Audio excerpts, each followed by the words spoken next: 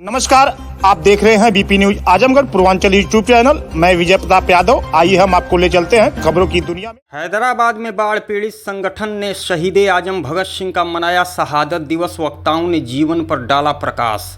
आजमगढ़ जनपद के सगड़ी तहसील अंतर्गत हैदराबाद में बाढ़ पीड़ित संगठन के तत्वाधान में शहीद आजम भगत सिंह का शहादत दिवस मनाया गया। वक्ताओं ने उनके जीवन पर प्रकाश डालते हुए देश हित में किए गए उनके कार्यों का बखान किया तथा उनके शहादत को अतुलनीय करार दिया। जानकारी के लिए आपको बता दें कि बाढ़ पीड़ित संगठन द्वारा बीते कई वर्षों से देवारा क्षेत्र की समस्याओं को लेकर लड़ाई लड़ता चला आ रहा है। देवारा क्षेत्र की समस्याओं को शासन प्रशासन के अधिकारियों तक पहुंचाकर उनके निस्तारण में अहम भूमिका निभाने का कार्य किया है। उसी कड़ी में संगठन प्रत्येक वर्ष की भांति इस वर्ष भी हैदराबाद में स्थित संगठन के वरिष्ठ पदाधिकारी नरोदेश्वर मिश्रा के आवास पर रविवार को शहीद आजम भगत सिंह का शहादत दिवस बड़े ही धूमधाम से मनाया।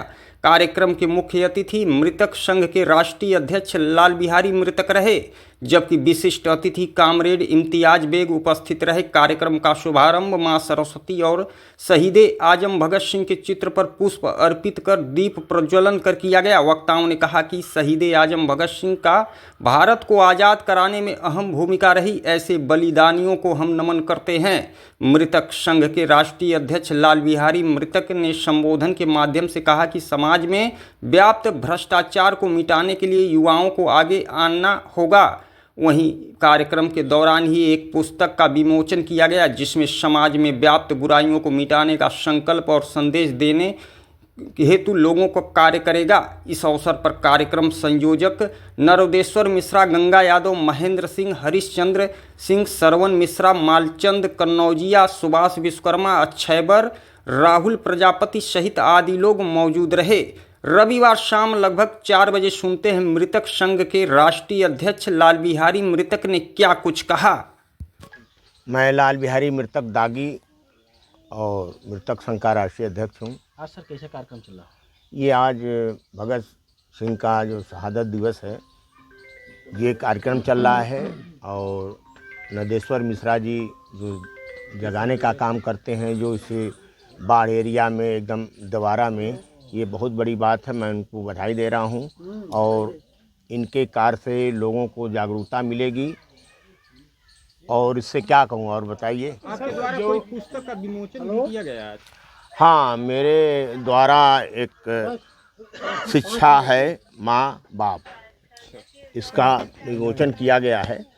तो ये जो लेखक हैं अब वो भी अपने विचार रखे हैं। अभी हम लोग पढ़ेंगे, देखेंगे क्या अच्छी बात, लेकिन इस तरह से होना चाहिए जो इससे गांव में लोग समाज को जागरूक कर रहे हैं अपने अपने माध्यम से। ये बहुत बड़ी बात है। और देखिए आज जिंदा हैं लोग, लेकिन मानसिक रूप से मरे हैं। मैं लाल बिहारी मृतक दागी और मृतक संघ का राष्ट्रीय अध्यक्ष हूँ। आज सर कैसा कार्यक्रम चल रहा है?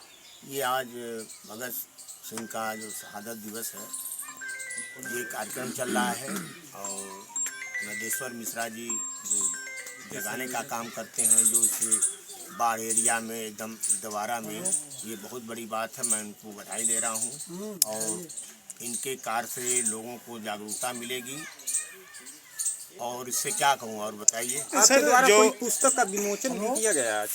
हाँ, मेरे द्वारा एक शिक्षा है माँ बाप, इसका विमोचन किया गया है। तो ये जो लेखक हैं अब वो भी अपने विचार रखे हैं। अभी हम लोग पढ़ेंगे, देखेंगे क्या अच्छी बात, लेकिन इस तरह से होना चाहिए जो इससे गांव में लोग समाज को जागरूक कर रहे हैं अपने अपने माध्यम से। ये बहुत बड़ी बात है। और देखिए आज जिंदा हैं लोग, लेकिन मानसिक रूप से मरे हैं।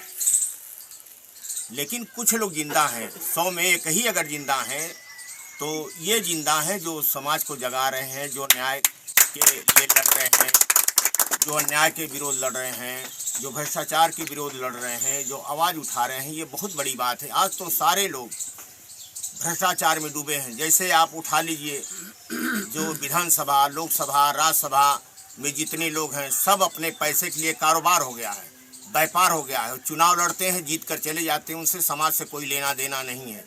और जो सरकारी तंत्र है उसमें लूट मची हुई है, चाहे कोई भी विभाग हो, कार्यपालिका हो, न्यायपालिका हो, जो भी हो, जज हो, अधिकारी हो, लेखपाल से लेकर डीएम से लेकर सारे लोग भ्रष्ट हो चुके हैं। सारे लोगों को पैसा चाहिए, गलत पैसा आता है, कैसे नहीं आता है अब वो जानते हैं। लेकिन समाज में जो बुराइयां फैल रही हैं, जो भ्रष्टाचार बढ़ रहे हैं, मेरा अपना अनुभव मानना है कि बहुत जल्द मतलब ये भारत में एक बार फिर क्रांति होगी। और क्रांति अंग्रेजों से नहीं होगी, अपने भाई भ्रष्टाचारियों से होगी, अपने देहात भ्रष्टाचारियों से होगी, अपने समाज के नेताओं से होगी, अपने समाज के जो शासन प्रशासन न्यायपालिका में कार्यरत हैं उनसे होगी। आज देखिए गांव का आदमी कैसे अपना जीविकापार्जन कर रहा है और ये लोग ऐश आराम कर रहे हैं। हमारे ओर से, जनता की ओर से जीत कर जाते हैं और सुख सुविधा का लाभ ले रहे हैं। बताइए, एक आदमी का अभिलेख में नाम काट दिया जाता है, उसका नाम संशोधन करने के लिए 10 बरस 20 बरस लड़ना पड़ता है। किसी की ज़मीन लिखा लिया जाता है, उसको 30 बरस 40 बरस लड़ना पड़ता है। ये कौन सी व्यवस्था है? ये भ्रष्टाचार का व्यवस्था है। यहाँ लोग मर चुके हैं, मानसिक रूप से मर चुके हैं। मैं तो कागज में मरा था, लेकिन मैं जिंदा हुआ और अपने साथ साथ कई हजार लोगों को जिंदा करा और उनके लड़ाई लड़ा। लेकिन आज भी जारी है और आज से नहीं, 1976 से मैं इस भ्रष्टाचार के विरोध बोल रहा हूँ। मैं विधानसभा में पर्चा फेंका, मेरे खिलाफ मुकदमा नहीं दर्ज हुआ। मैं जज को अपमानित किया, मेरे खिलाफ मुकदमा नहीं दर्ज हुआ। मैं अपहरण किया, मेरे खिलाफ मुकदमा दर्ज नहीं हुआ। ऐसे तमाम ऐसे हैं कांड किया। लेकिन मैं अपने लिए नहीं, समाज को जागरूक करने के लिए मैं तब चाहता तो मैं जिंदा हो जाता, लेकिन लोग नहीं चाहे। विधानसभा में पर्चा फेंका, नाम नहीं मेरा है। हाई कोर्ट में अपमानित किया, नाम मेरा नहीं दिया गया। तो इस तरह से जब मेरे जैसे व्यक्तियों के साथ ऐसा होता, जो लड़ रहा है, जो लड़ने वाले गांव में नहीं, उनकी क्या हालत है।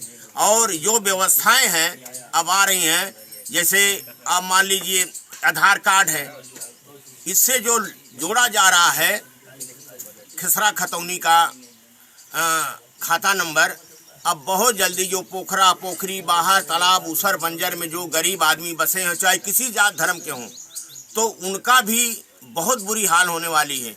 और अब एक और समस्या, जैसे गांव का आदमी बाहर चला गया है, शहर में अपना सर्विस कर रहा है या कारोबार कर रहा है, अपने परिवार को वहाँ पढ़ा रहा लिखा रहा, जब गांव में आएगा तो पता चलेगा कि आधार कार्ड वहाँ का है और गांव में कुछ है ही नहीं, उसकी विरासत नहीं। छोटा सा सर सवाल, शहीद भगत सिंह आजम, चंद्रशेखर आजाद, सुभाष चंद्र बोस, आप जैसे लोग, हर गांव में पड़ोसी सोचता है कि पड़ोसी के घर पैदा हो, मेरे घर पैदा ना हो। ऐसे सोच के लोगों को क्या संदेश देना चाहते हैं?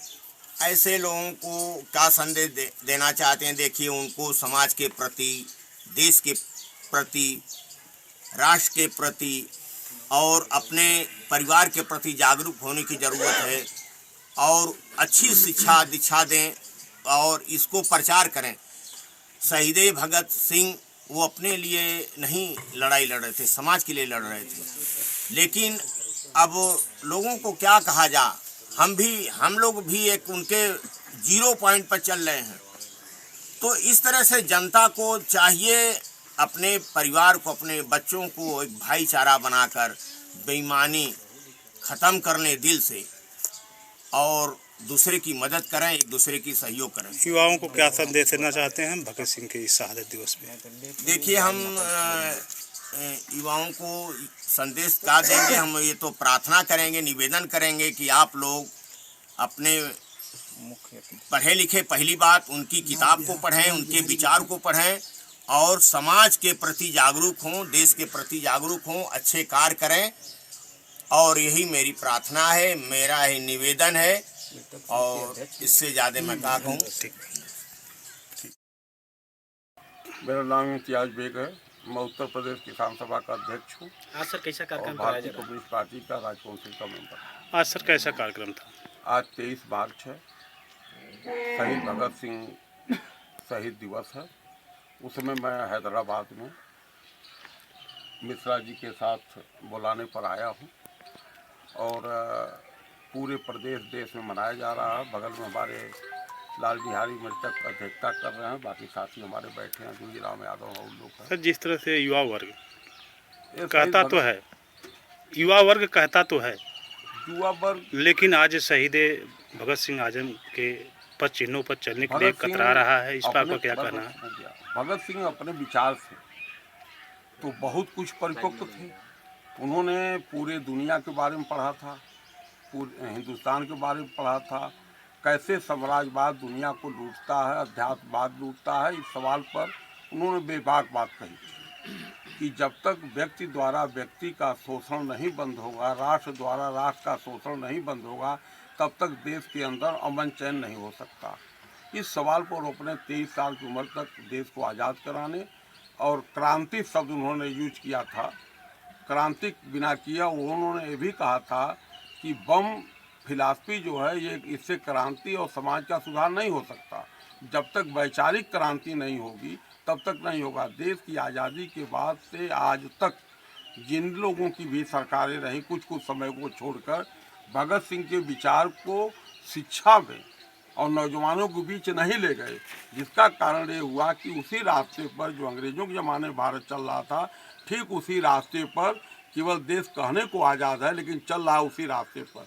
न न्यायपालिका स्वतंत्र है, न कार्यपालिका है, न विधायिका है, और बड़े लोग जो शोषण करते हैं वही लोग उस पर अधिकार जमा के बैठे हैं। और आम जनता 90% जनता केवल 3% 4-5% दौलत की मालिक है और 5% लोग 98% के दौलत के मालिक हैं। तो कैसे देश में भगत सिंह के सपनों का भारत बनेगा? मैं नौजवानों से कहना चाहता हूँ कि भगत सिंह को पढ़ो, आप सब लोग पढ़िए, उसको करिए। जब तक एजुकेशन में, शिक्षा में, प्राइमरी से लेकर के और डिग्री कॉलेज तक भगत सिंह और उनके विचार को, उनके साथियों को, आज़ादी के लड़ने वाले लोगों को, लाला लाजपत राय से लेकर सब लोगों को सही शिक्षा नहीं दी जाएगी, सही उनके काम को नहीं दिया, तब तक कि देश का नौजवान गुमराह रहेगा। और नौजवानों को प्रशिक्षित करने के लिए जगह जगह जाना पड़ेगा, लोगों को बताना पड़ेगा। और जब तक नहीं बताएंगे, इसीलिए लेनिन ने कहा, भगत सिंह ने कहा था कि go to mass, read to mass, learn to mass, lead to मास।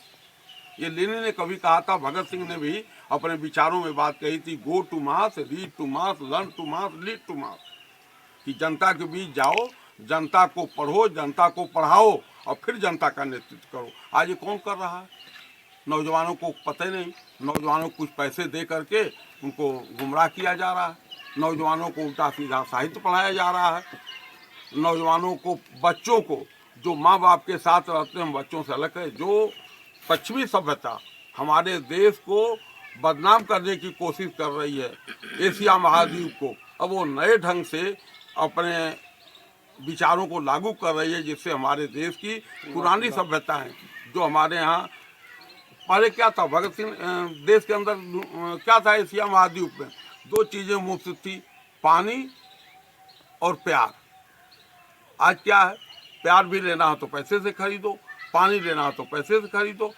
पहले गांव के लोग, ऐसा क्यों हो रहा है? ऐसा इसलिए हुआ कि हमारे जो लोग, जिनको भगत सिंह ने कहा था कि जिन लोगों के हाथ में सत्ता जाती हुई दिखाई दे रही है, ये काले गोरे अंग्रेजों से खराब होंगे काले अंग्रेज।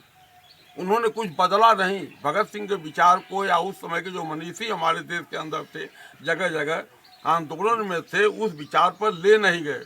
और वही शोषण वाली व्यवस्था आज भी लागू है, इसलिए नौजवान भी गुमराह हो रहा है। नौजवान को जो मिलेगा वही पढ़ेगा। सुधार कैसे होगा इसमें? सुधार ये होगा कि नौजवानों को, पढ़े लिखे लोगों को खुद सेल्फ इस्टेब्लिशमेंट की तरह, पब्लिक इस्टेब्लिशमेंट, सामूहिक विकास की तरफ आगे बढ़ना पड़ेगा। सामूहिकता पैदा करनी पड़ेगी, पर्सनल विचार को छोड़ना पड़ेगा, तब जाकर के इस देश के अंदर नए ढंग का, जो हम कल्पना किए थे आज़ादी के ज़माने में कि नया भारत बनेगा, उस तरह का बन सकता है। वरना जैसे हम कर रहे हैं इससे और ख़राब हो जाएगा। आज भारत खुशहाली में 124वें नंबर देश में है। हमारे देश से ज़्यादा खुशहाल जो सर्वे रिपोर्ट निकली अभी 3 दिन पहले, बांग्लादेश, पाकिस्तान और नेपाल तक, जो हमारे देश से ज़्यादा खराब, लेकिन वहाँ के लोग ज़्यादा खुशहाल हैं। यहाँ 155 देश में 124 नंबर पर है। इसीलिए किसकी कमी कि मानी है? व्यक्ति द्वारा व्यक्ति का शोषण हो रहा है। किसकी कमी मानी है? ये कभी हमारे देश के जिनकी सत्ता रही है, जिनकी सत्ता रही है, ये सब लोगों की कमी है। और जनता अब उससे ज़्यादा गलत होने लगी। जनता अब कहती क्या है, आम जनता को मैं कहना चाहता हूँ, ये किसी अच्छे काम के लिए जाइए तो कहेगी कि हमसे क्या मतलब है। आप जानिए, कोई अच्छा काम करता है तो उसको तिरस्कार करती है, जो खराब काम करता है। और एक नारा आ गया, मैं इसको अंतिम कह के ख़त्म करता हूँ कि एक नारा नया आ गया कि चाय पानी कच्चा ओट, दारू मुर्गा पक्का ओट। ये हो पत्रकार संगठन के राष्ट्रीय संरक्षक। हाँ सर, आपकी आवाज़ पर कैसा कार्यक्रम किया जाएगा? ये शहीद आजम भगत सिंह के शहादत दिवस पर एक कार्यक्रम किया जा रहा है और कब सम्मेलन भी 25 साल से हो रहा है और आज भी हो रहा है। तो इस कार्यक्रम से युवाओं को और लोगों को क्या संदेश देना चाहेंगे? हम जगा रहे हैं, लोग जागो, अपने अधिकार को मांगो, अपने अधिकार के लिए लड़ो। गुरुजी, लगातार देखा जाता है कि आप जगह जगह आपका संगठन काम कर रहा है, लेकिन कोई उसका निष्कर्ष नहीं निकल पाता है अधिकारियों द्वारा। तो क्या कहना चाहेंगे अधिकारियों कर्मचारियों? रसरी आवत जातते शिल्पत परत निशान। हम संघर्ष कर रहे हैं, संघर्ष करते रहेंगे और परिणाम इसका आएगा।